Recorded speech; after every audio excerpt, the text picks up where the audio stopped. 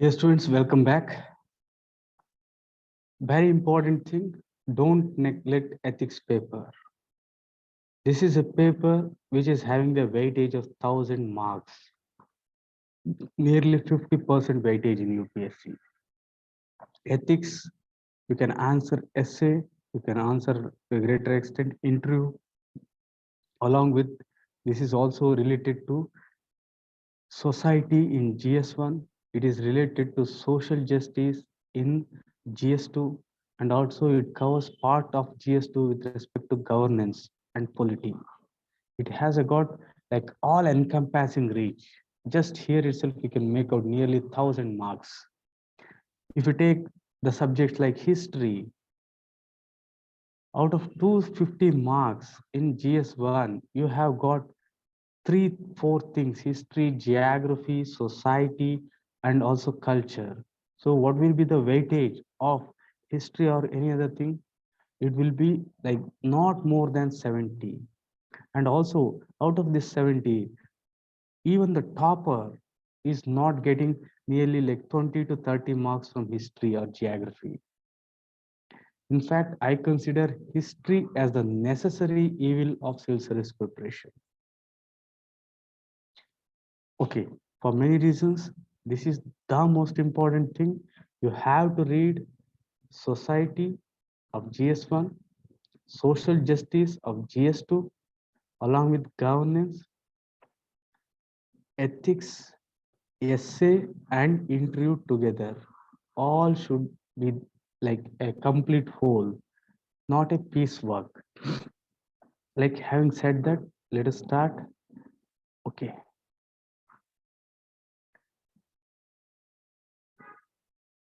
Okay, dear students, like in this chapter, like civil service values and ethics in public administration. Here we have not yet covered status and problems, and also we have not covered ethical governance. This would have been easy, but here like I would like to take some time because I want to cover ethical governance in relation to accountability as given in the syllabus. They have given accountability and ethical governance, not accountability, not just ethical governance as separate things. I'm not finding appropriate material, though I have sufficient material. I look into those things. And strengthening of ethical and moral values. This is a pretty easy concept. We will be covering those things. Right. Now, let us start with some of the important things which touch these two areas, ethics and human interference. In fact, I was taking the classes, like suddenly, like many, I felt that the things are not moving forward. Say, for example, when I took attitude, some people felt like many topics are covered. So that is the reason. In fact, this chapter and this chapter are very, very vast, very vast. Say, moral thinkers and philosophers, if you just take 2 or 3 philosophers, if you want to cover them exclusively, it may take more than 10 to 15 hours. Only 2 to 3. Okay, let's not get into those things. So the topics which I will be covering, it will be with respect to these two. And in your preparation also, this in fact overlap a lot, and your preparation also to integrate these two, right? Here we asked a question, what is ethics? By this, I think all my students can answer this question. Ethics are set of standards or set of principles which society places on itself, which guide our behavior, choice, and action. Most important is this one. All of you are forgetting this line. Like I could make out from some of the answers. Ethics is set of standards that society places on itself. Why it places? Because these things regulate, these things helps to guide, helps to regulate our behavior, choice, action, thought, everything. The choice what we have, the actions what we do, the behaviors what we do, all are because of this ethics, right? Is my point clear to you? So ethics is that which revolves around these things. our behavior. Say, for example, I am doing something. Say, I said that I'll be giving free coaching. What is this? This behavior has basis in ethics. Everything. Because if the individual's behavior choices are not guided by the ethical standards, then there will be like different behaviors, thousands of behaviors, very, very difficult for the society to move. Ethics is that basis on which our behaviors are put, our choices, our actions. If ethics would have not been there, it would have been just the state of nature, right? So now the question is, we have defined ethics in the form of standards or principles. Now the question is, what are these principles? There has to be some standards, right? So what are these principles? What are these standards? So here, let us take our old diagram. Okay, these definitions, like set of standards. What are these standards? See, this is the one most important. Please internalize once again. The whole moral thinkers and philosophers revolves around this concept. Here, we as individuals, we perform certain things. When we do certain things, we have certain results. Here, the most important thing is, for the clearest understanding, you have to think where to locate ethics. Where to locate ethics. Some are locating ethics in the ends. Some are locating ethics in the means. Means the things, the instruments through which we carry out the things. Some are locating ethics in the virtues, in the good behavior, good character present in the individual himself. These are the three important things, right? So, where to locate ethics is that which is deciding what is the supreme ethical standard. Some say that ethics should be located in the end. Other things are immaterial. Others say that ethics ends consequentialism. Okay.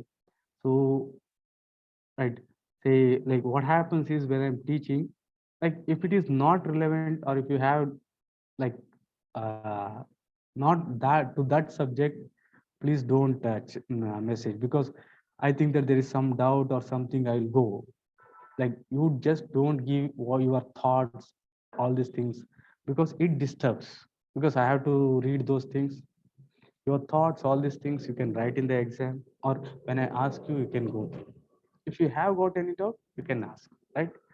Okay, right. So here, some are locating ethics in means, some are locating ethics in end, some are locating ethics in the individual itself. Those who locate ethics in the ends are called as consequentialists.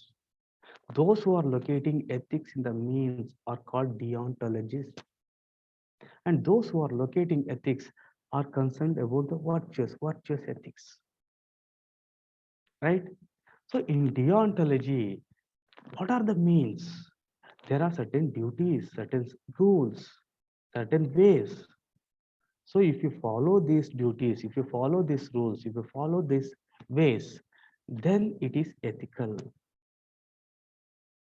For others, if the outcome is good, if the results are good, if the consequences are good, then it is ethical. For others, if he is a person of virtues, say for example, courage, if he is a courageous man, then he is a virtuous man, then he is an ethical man. In fact, this is to a greater extent now almost redundant, because these things were given way back thousands of years back. Aristotle, Plato, Socrates, these people, they in fact, that was the order of the day, and that was correct at that point. This, in fact, now has manifested into another form in the form of libertarianism, where they say that liberty or freedom is a very, very important virtue which should be considered. They are not concerned about the means or ends or the virtues. They feel that you have to give maximum freedom. Your freedom should be curtailed only when your freedom is coming in the way of others' freedom. That's it, right? Those who say that if the ends are good, then it is ethical, are said to be consequentialist. And the theory is known as consequentialism. Those who say that if the means are correct, or if you are following the duties or the rules properly, then that is ethical. These are called deontologists or deontology. And the next about virtues. The representative of consequentialism, true representative, there are many consequentialist theories. In that, the true representative, most popular, and in fact, people read only one consequential theory, that is utilitarianism. So here, what is the outcome? The outcome is utility. So what is utility here? For Bentham, it is happiness. Right? The true representative of deontology is categorical imperative. It is given by Kant. And Plato has given cardinal virtues. So these are the representative things. All your dimensions of ethics, all the things with respect to what should be the ethical basis, supreme ethical standards revolves around these things. Right?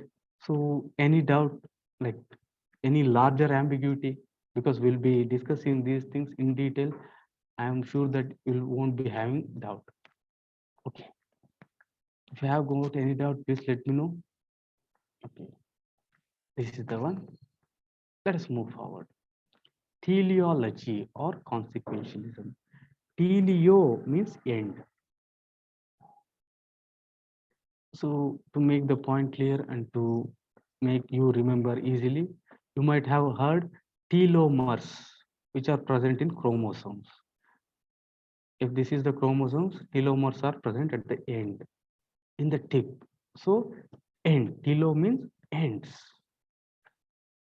So what do they say? Morality and action is contingent. Contingent means dependent on the action's outcome or the result. Morality, ethics, and action is said to be ethical when the outcomes are good.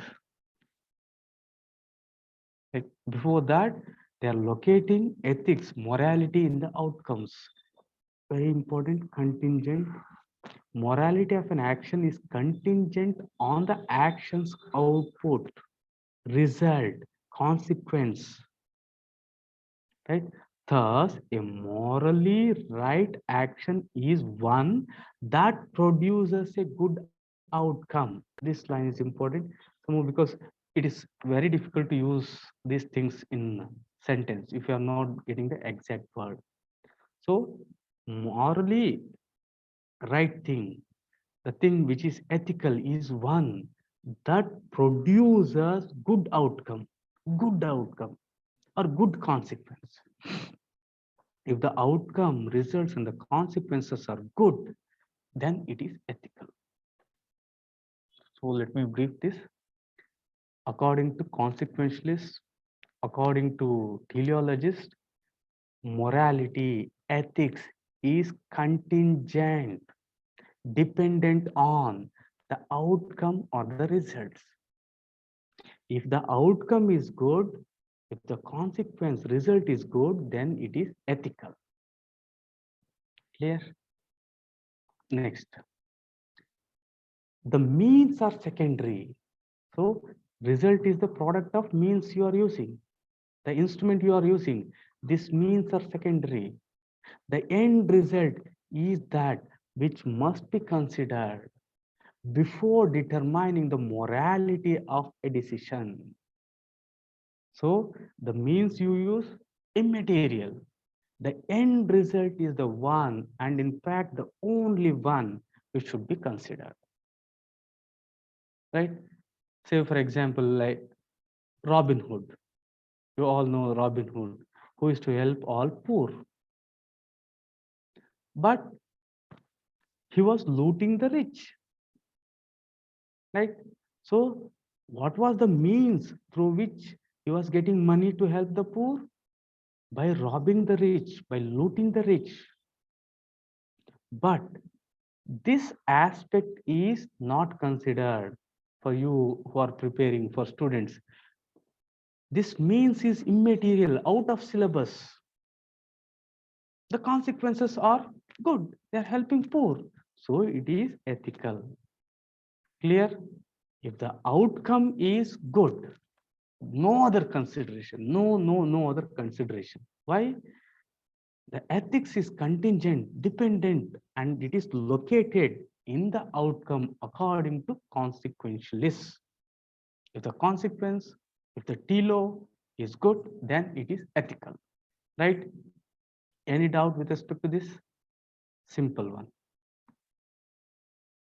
Okay. So in the consequentialism, in the teleology, these are the things present. Utilitarianism, hedonism, egotism, aestheticism, altruism, negative consequentialism. So here, most of the studies and all the questions to a greater extent will be with respect to utilitarianism. If at all, if they ask, there may be some things which may be asked in relation to hedonism and utilitarianism, because these two are very closely related. The only difference is this is speaking about the group. This is speaking about the individual, right? So there are other differences. The crux, the important thing is this. Hedonism is with respect to individual. Utilitarianism is taking society into consideration, right? Moving forward, utilitarianism. So with respect to consequentialism, has a broad thing we have discussed. Now utilitarianism, in gist we'll discuss. Afterwards, we'll discuss about the other tenets. Afterwards, we'll go in depth with respect to utilitarianism. An action is right if it leads to most happiness of the greatest number. Most happiness of the greatest number, or greatest happiness, or greatest happiness of the greatest number.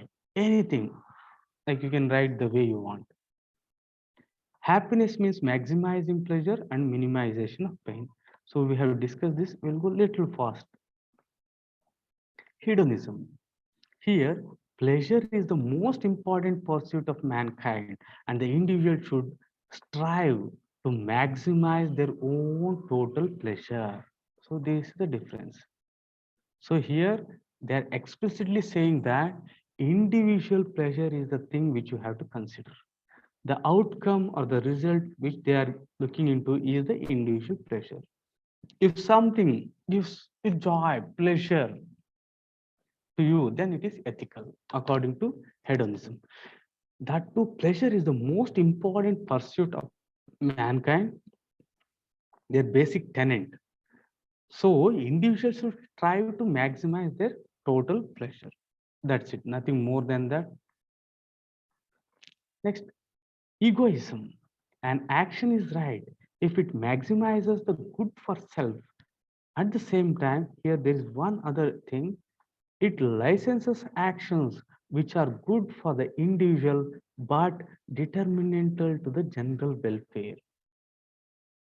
Here it is going one step forward. In hedonism, they have just concerned with the things with respect to individual pleasure.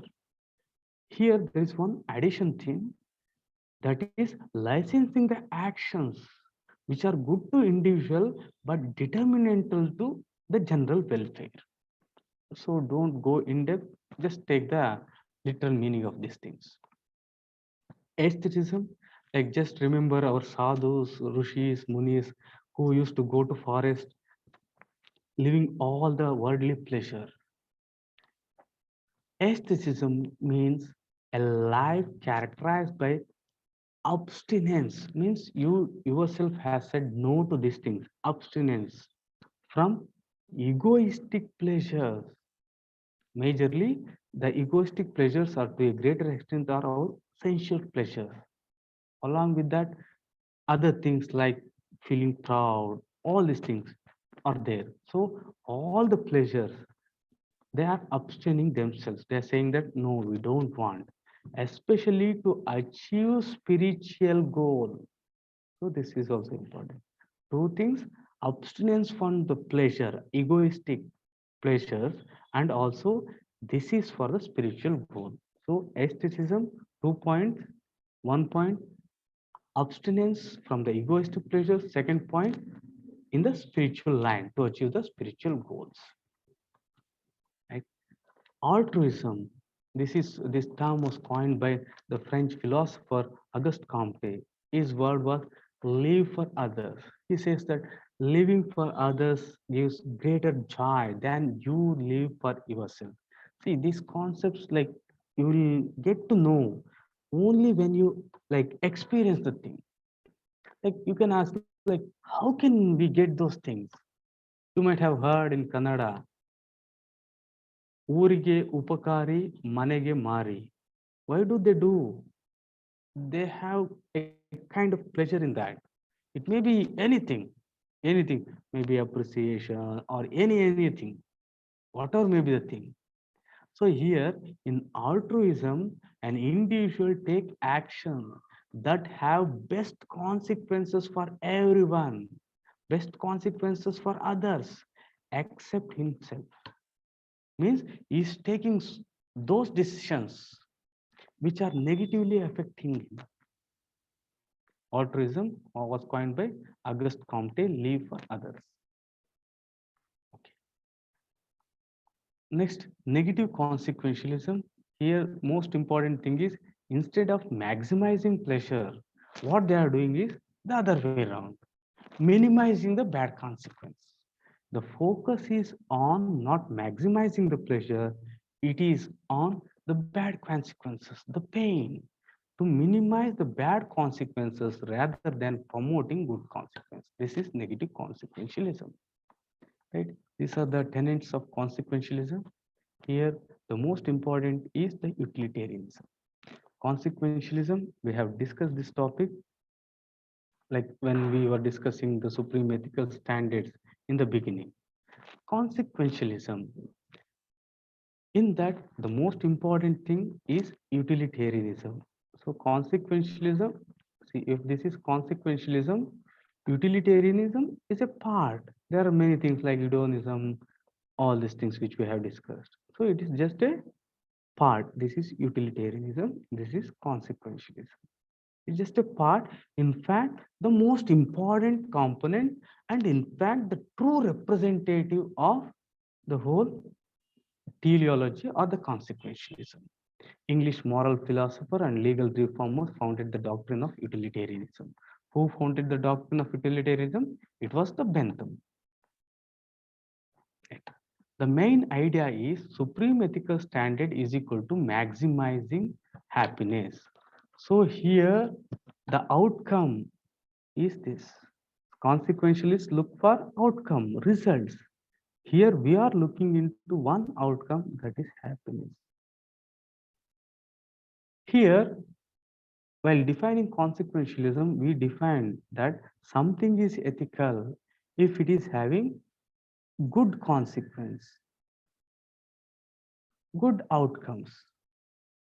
Here, the consequence is happiness, and the main thing is it has to be maximum happiness, greatest happiness to the greatest number. Happiness is equal to pleasure minus pain. Then you may ask me, like, why? Right thing to do is equal to what maximizes utility. Here utility is happiness. Why happiness? Why you have taken happiness as the thing, and you are basing the supreme ethical standard on happiness? Why you are taking happiness? The answer for this is we have taken utility, we have taken happiness because whatever produces pleasure or happiness and whatever prevents pain or suffering is very, very important. And in fact, we are all slave to those things. So here the question will be next, the logical question will be, why maximizing happiness is the supreme ethical standard? Why maximizing happiness or utility is the supreme ethical standard? The answer for this is, as we discussed, pain and pleasure are our sovereign masters. He says that, like, we all say that our master is God.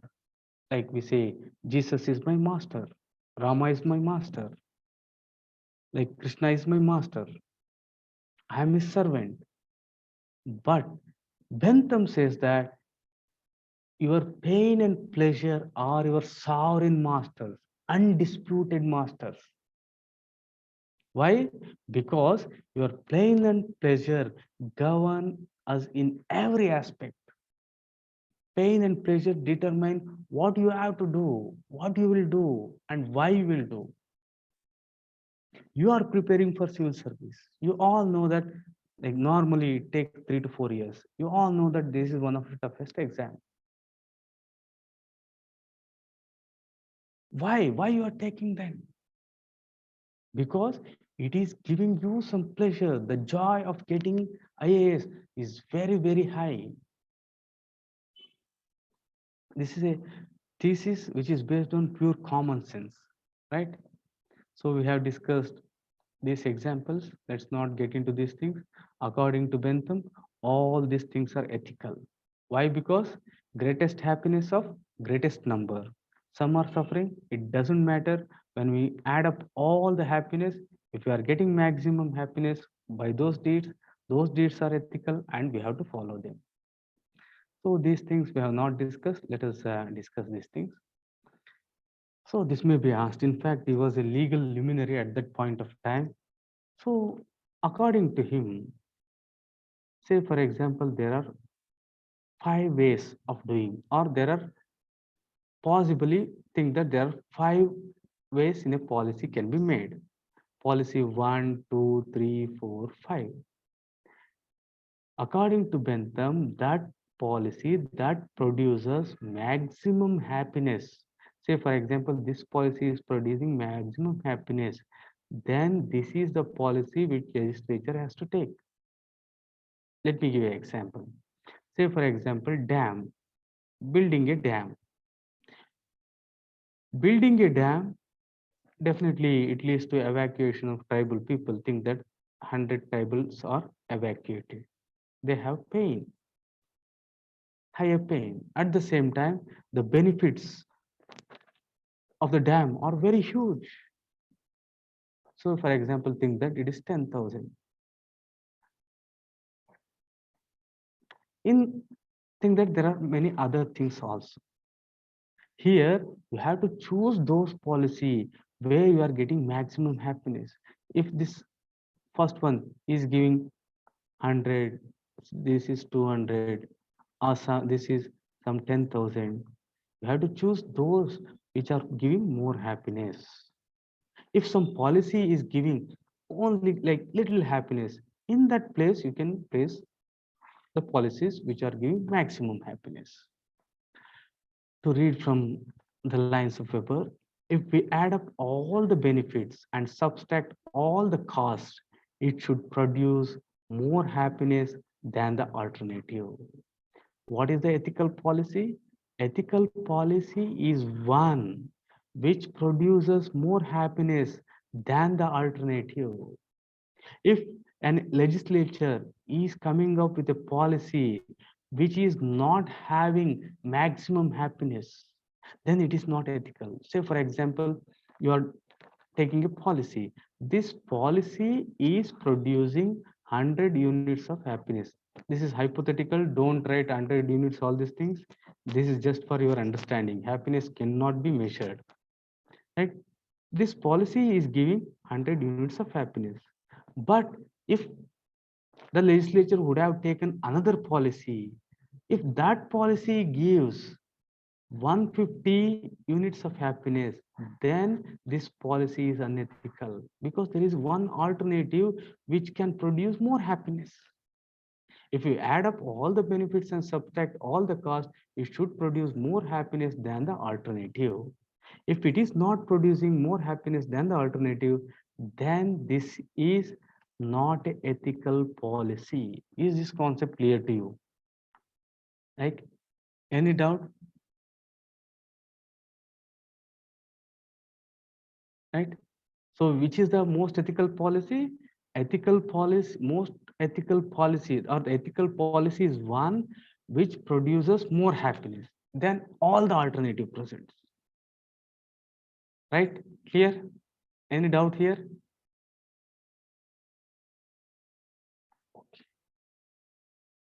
Okay, let us move forward. So this is very important. This is given by Bentham itself. See, here you have to analyze and internalize the logic behind. Bentham is using the utilitarian concepts in a bigger, broader things like policy making, which are very, very important. And also he is using these things to the most trivial things like managing beggars. Say here, we often find a lot of beggars on street. Bentham says that these beggars decrease the total utility. He says that these beggars may be getting some pleasure, may be getting some pleasure, some happiness here, but the pain which all the individuals will be getting will be greater than the pleasure of this. Say, for example, the city of Bangalore. Not city of Bangalore will be like difficult to comprehend. Think a small city. Think that there are 100 beggars. Think that the population is 10 lakh. This 100 people may be getting some happiness.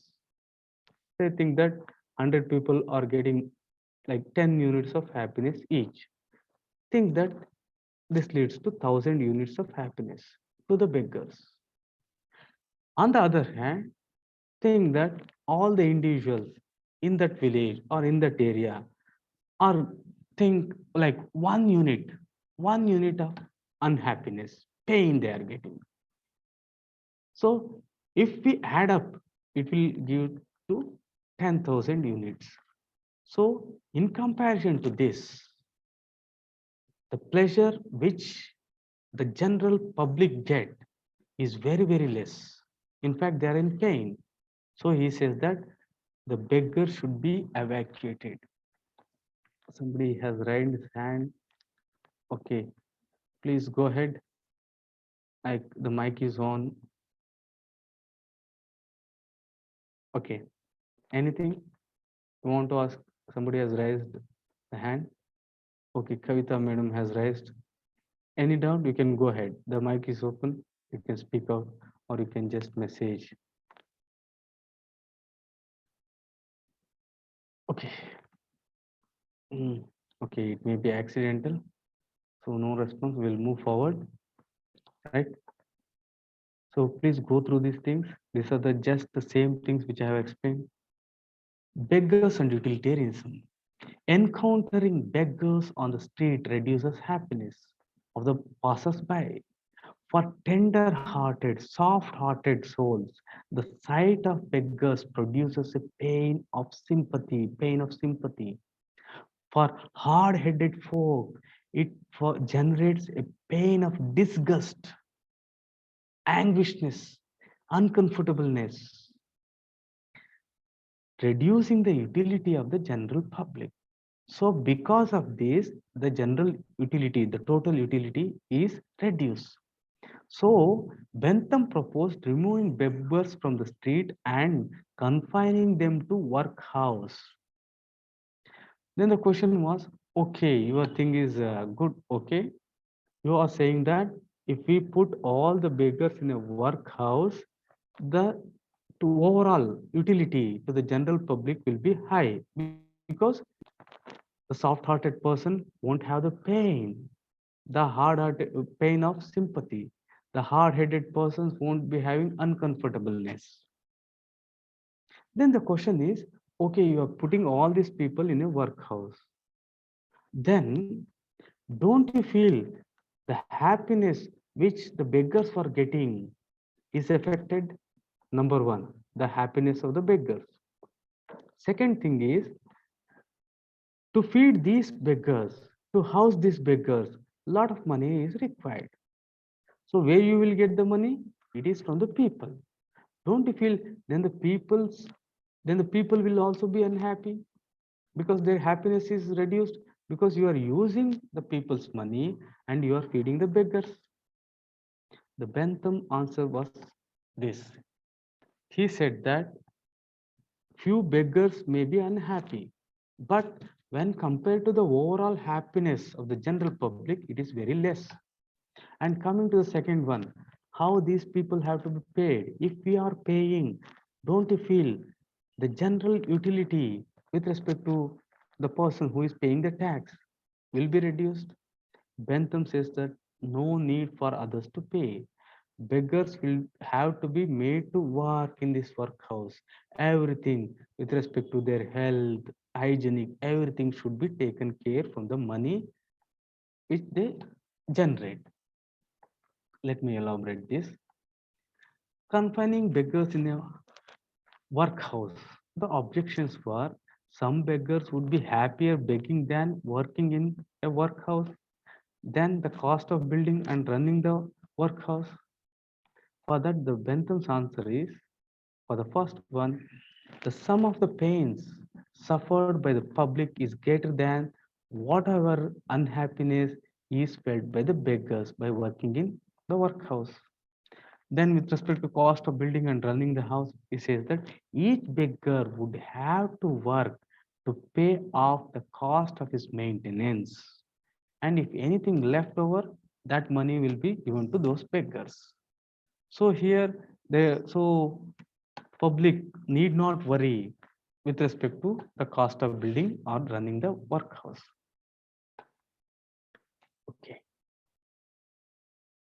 Then rooming arrangements. This is one thing like it's just pure common sense. Says that like beggars, in fact, more diverse than the general public.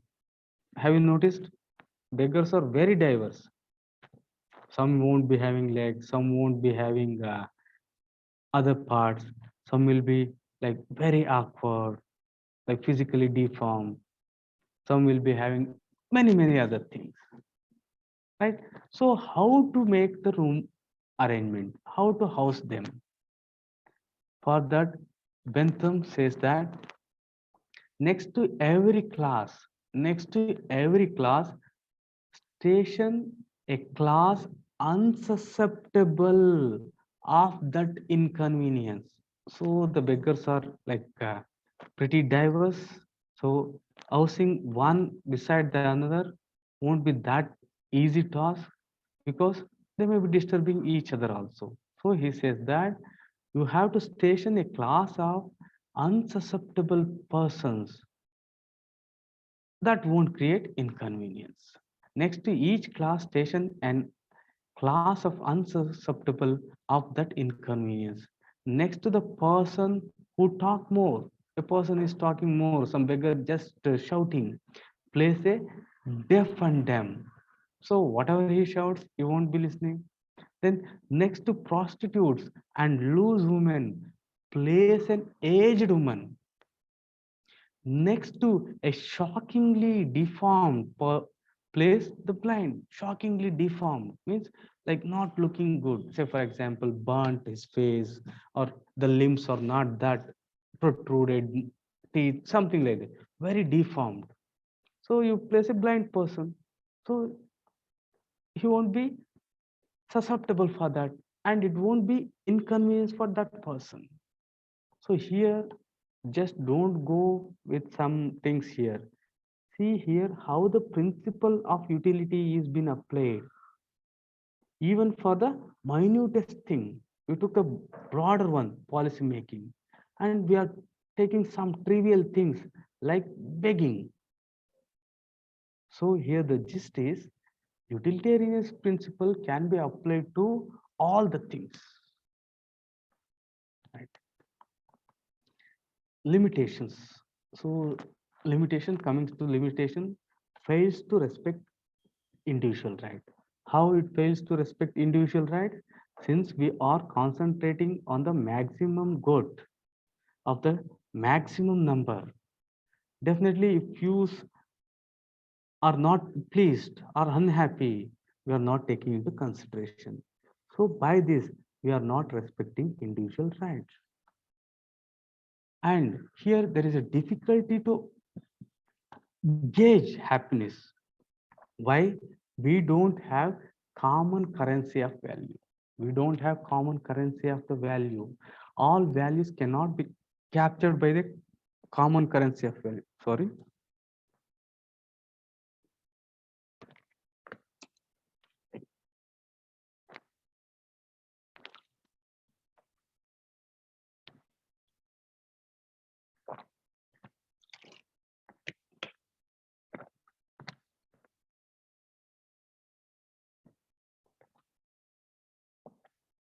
Say in utility, we are considering only happiness. How to measure happiness? Do we have a common currency? Say, for example, money. Money is the common currency. All the goods and services are converted here and we can exchange. Similarly, we don't have a common currency of value to measure happiness. What is pain? What is pleasure? What is the common currency to measure these things? We don't have a common currency of value.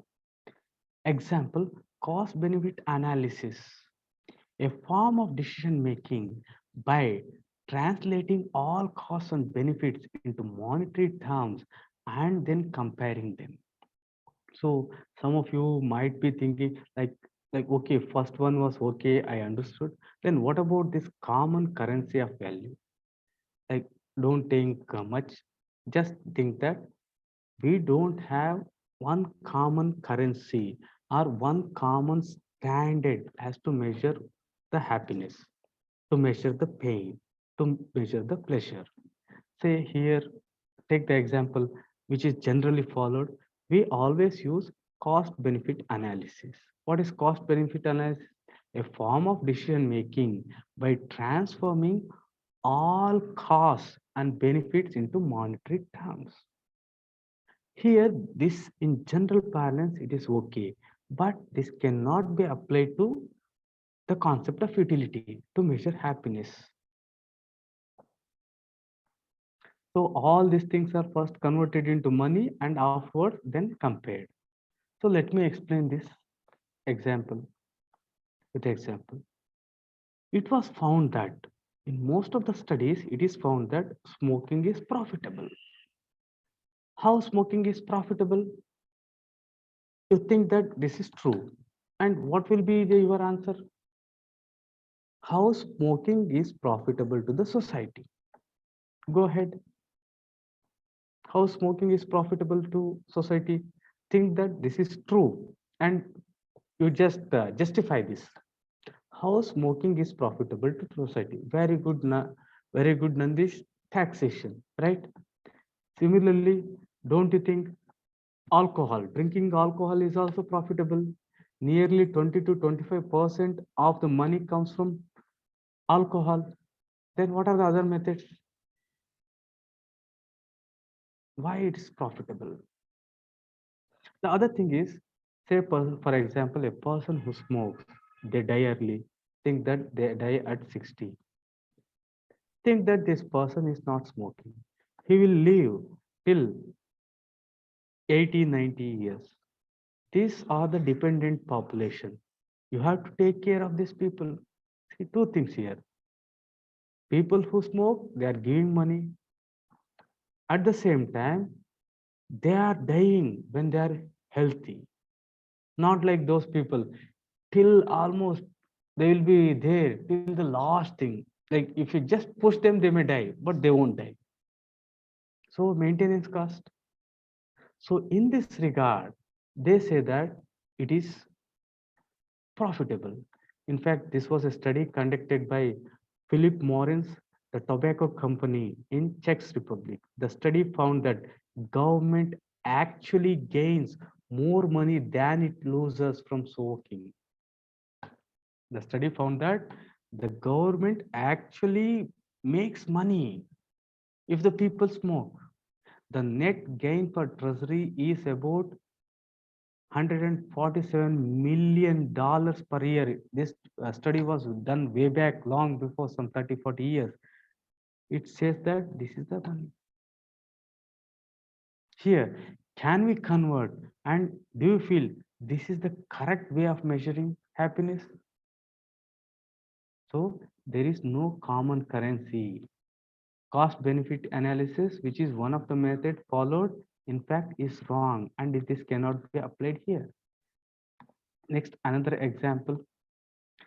Exploding gas tanks are economical.